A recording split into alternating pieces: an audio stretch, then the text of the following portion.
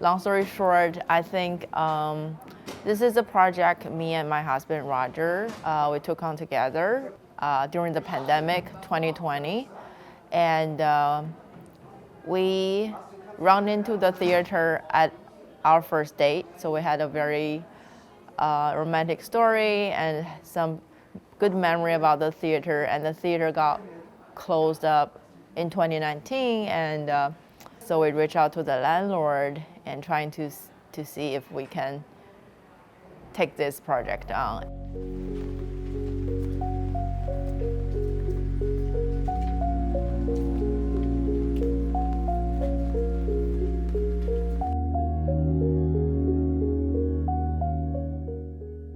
Actually, next year it will be 100 years old. We're planning to do a big celebration and all that. The theater has a very, very rich history. It was built in 1925, and after that, it was mainly a Cantonese opera house.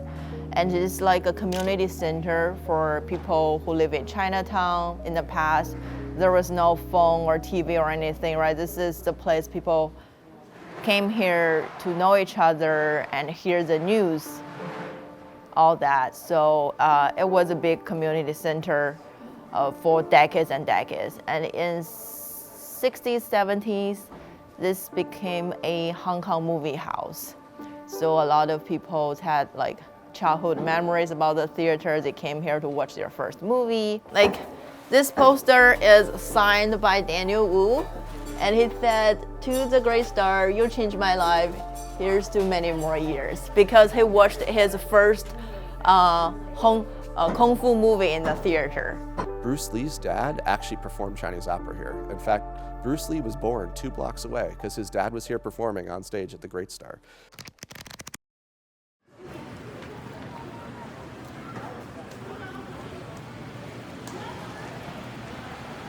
It was not very good timing in 2019, but during pandemic, all the art and theater industries got impacted so much. So the landlord was willing to give us a try. I mean, COVID was obviously very difficult for anyone involved in theater. We actually managed to get the lease, I think, partially because of that. The owner of the building is a property developer, was lots of properties throughout San Francisco, and at the time, I think a lot of people weren't paying their rent. So I'd been trying to rent this place, and she'd been kind of brushing me off. And I think in 2020, we're in an economic situation where she actually had to come and negotiate, and we had to come to a decent deal. So she called me up in June of 2020. It's like, "Hey, Roger, you still want to rent the Great Star?" As you can tell, the theater is very old, historical, which also means it's very, very hard to maintain, and a lot of the stuff, you just can't find the material or color or anything, decoration, like you want to do the same exact, it's hard. But you also do not have you don't want to completely redo it. You want to keep the historical feeling here. So there's the balance in between. We have to struggle. Plus the budget. We're a nonprofit theater, and there's no investors pouring millions and millions of dollars. Me and Roger, we personally donated $100,000 to lift the theater off the ground. In order to restore the theater, we have to ordered a bunch of customer-made tiles to patch the exterior of the theater so it matches the original color and shape. That was a big thing. Took a while to figure out where the factory is, how to match the color and all that. So earlier I was mentioning about those tiles. We customer made some from China, so it got patched up. You barely can see which one is which. And that little window over there used to be the physical ticket office. People buy physical ticket, and now it's just a little nice decoration we put with posters.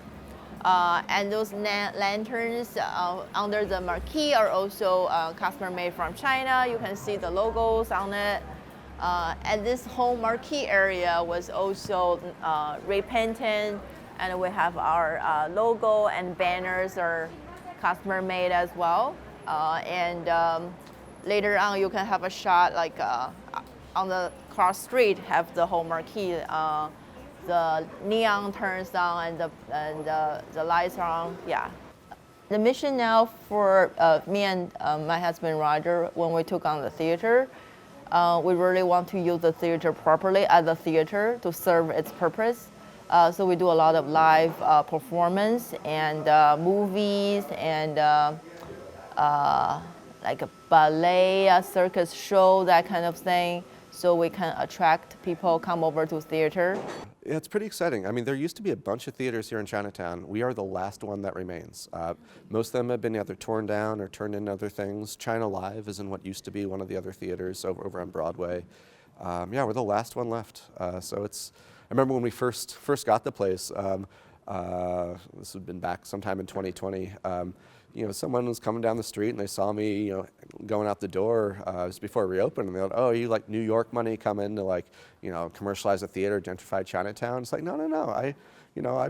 I respect the community. I respect Chinese culture. I speak a little bit of Mandarin. My wife is Chinese, and one of the things that we've been trying to do is bring the space back to the community.